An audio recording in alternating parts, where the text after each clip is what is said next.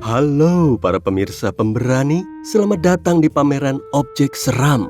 Tapi hati-hati, ini bakal jadi pengalaman mengerikan buat kamu. Penyihir aja gak bakal tahan lihat foto-foto ini. Nah, kalau kamu berani, yuk kita mulai lihat foto-foto ini. Foto pertama berasal dari Belfast di tahun 1900-an. Ini foto 15 wanita yang kerja di pabrik linen. Kalau ada 15 orang, berarti jumlah tangannya 30 kan? Tapi coba perhatiin foto ini. Kamu akan melihat satu tangan yang bukan milik para wanita di sana. Para wanita itu berbaris dengan lengan menyilang di dada dan tangan dimasukkan ke lengan. Cuma ada satu wanita di baris kedua yang tangannya di pinggul dan satu lagi di sampingnya. Duh, susah diajak kompak.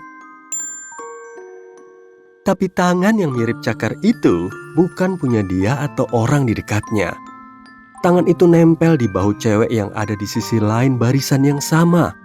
Dan gak ada lagi orang yang mungkin jadi pemilik tangan itu. Meskipun umurnya udah 1 abad, foto ini pertama muncul di internet tanggal 29 April 2016. Foto ini dikirim ke sebuah website oleh wanita bernama Linda, yang bilang kalau wanita yang ketempelan tangan itu adalah neneknya, Ellen Donnelly. Tapi dia nggak pernah bilang siapa pemilik tangan itu. Lebih anehnya lagi, nggak ada bukti yang nunjukin foto itu udah diedit secara digital. Jadi, dari mana asal tangan ini? Belum ada Photoshop juga waktu itu. Tapi bukan berarti fotografer nggak punya keterampilan buat ngedit foto. Emang gak mungkin nambahin tangan ke foto, tapi masih bisa kalau ingin menghapus benda atau orang yang gak diinginkan dengan gunting. Lalu, fotografer menggambar apa yang pengen mereka masukkan ke foto dengan pensil atau arang. Mereka juga bisa menggabungkan beberapa klise untuk bikin satu foto. Ada satu lagi jawaban terkait asal tangan itu. Meskipun fotografi instan udah ada pada tahun 1900-an, beberapa fotografer masih pakai teknik long exposure buat memotret. Jadi, mungkin aja pas foto itu diambil, wanita di belakang tadinya naruh tangannya di pundak Ellen, lalu mutusin menyilangkan tangan. Jadi, foto seram ini adalah hasil long exposure kamera. Untunglah yang muncul itu bukan Thing, tangan yang hidup dengan keluarga Adams. Di foto kedua, kamu bakal melihat cewek megang penampakan bersinar di antara kedua tangannya. Kamu hampir aja percaya kalau sihir itu beneran ada kan? Tapi maaf aja nih, dia bukan lagi merapal mantra Expelliarmus ya. Cewek di foto itu adalah cewek kelahiran Prancis bernama Marthe Béraud, yang kemudian ganti nama jadi Eva Carrere. Dia hidup antara tahun 1886 sampai 1943. Dia adalah medium palsu. Dia bilang punya kemampuan supernatural yang bikin dia bisa berkomunikasi dengan orang yang udah meninggal dan bikin arwah mereka mewujud saat pemanggilan arwah. Saat itu, medium palsu biasanya mengikuti prosedur standar pemanggilan arwah. Mereka bakal masuk lemari yang dipasang di ruangan itu dan pura-pura konsentrasi. Lalu, mereka bisa pakai kekuatan mereka sepenuhnya untuk menghasilkan ektoplasma. Jika bukan dalam konteks biologi sel, ektoplasma adalah istilah yang merujuk pada zat imajiner yang akan keluar dari tubuh seorang medium. Zat itu kemudian membentuk wajah, tangan, atau bahkan seluruh tubuh orang yang dipanggil kembali. Eva Carrere adalah salah satu medium palsu yang menggunakan kertas yang dikunyah dan potongan wajah dari majalah dan koran buat bikin ektoplasma palsu. Foto yang diambil tahun 1912 oleh peneliti parapsikologis Albert von Schrenck-Notzing menunjukkan aksinya saat pemanggilan arwah palsu. Meskipun tahu kenyataannya, foto ini tetap bikin kamu merinding kan? Yang lebih mengherankan dari foto itu adalah dia bisa meyakinkan dirinya medium asli kepada tokoh-tokoh besar seperti Sir Arthur Conan Doyle, penulis serial misteri Sherlock Holmes. Tapi kamu pasti senang pas tahu dia nggak bisa nipu ilusionis yang ahli dalam meloloskan diri, Harry Houdini, yang menurutnya pertunjukan Eva hanyalah semacam trik pesulap. Burung hantu di foto ketiga bukan yang ada di Hogwarts ya. Mereka juga bukan mau ngasihin surat penerimaan kamu.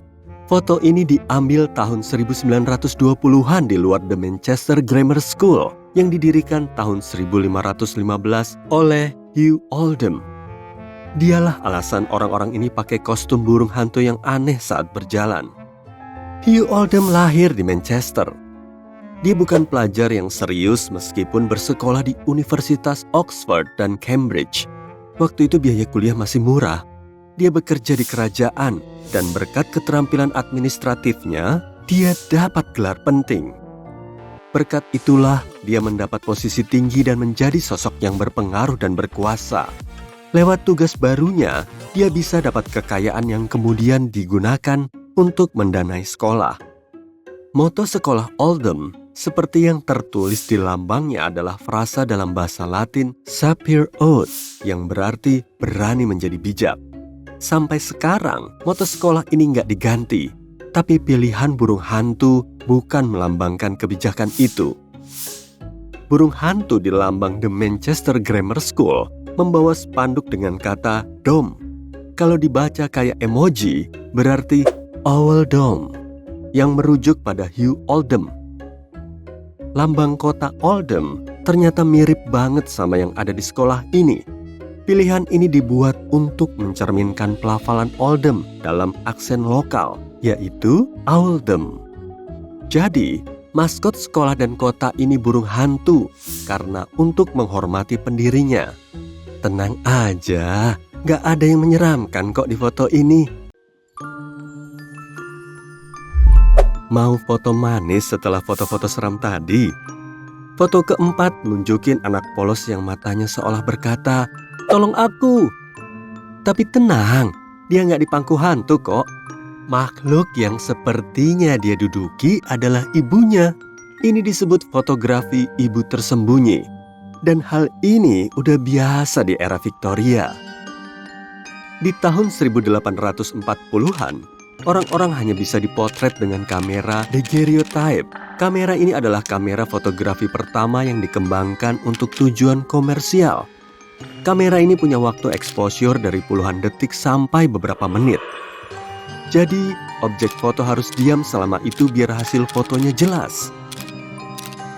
Tapi kita udah tahu, anak-anak mana bisa diam selama itu kan? Aku juga sama sih.